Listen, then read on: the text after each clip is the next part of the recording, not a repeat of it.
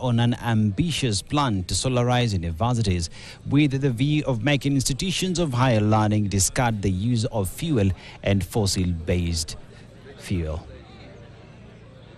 University solarization meeting held in Nairobi. The university's fund laid clear its agenda before vice chancellors on its plan to solarize universities.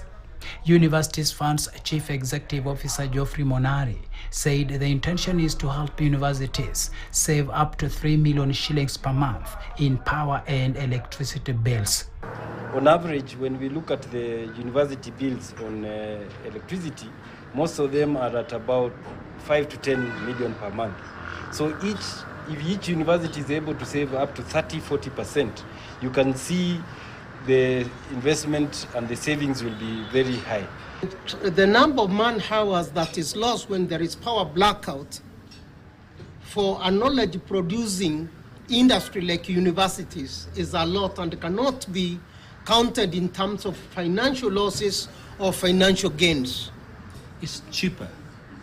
If you invest in solar, you get your money back, and after a period, everything is running for free. The Universities Fund has undertaken to act as the link between universities and financiers to ensure a smooth and sustainable process. What we are doing for this project is to bring together the universities and also look for financing for this project. So we are going to be like the buffer institution to ensure that we can be able to get cheap financing for this solarization and then bring in the required market for this so that it can be able to be supported.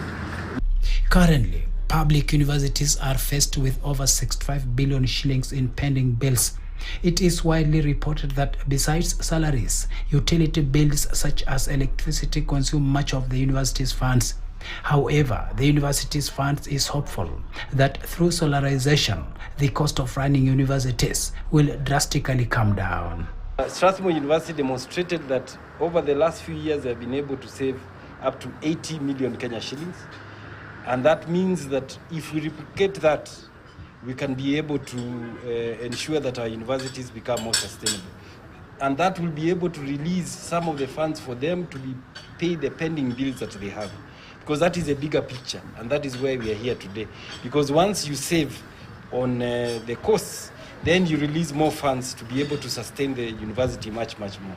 Shadrach Miti, KTN News. A creative economy is central in the plan by President William Ruto.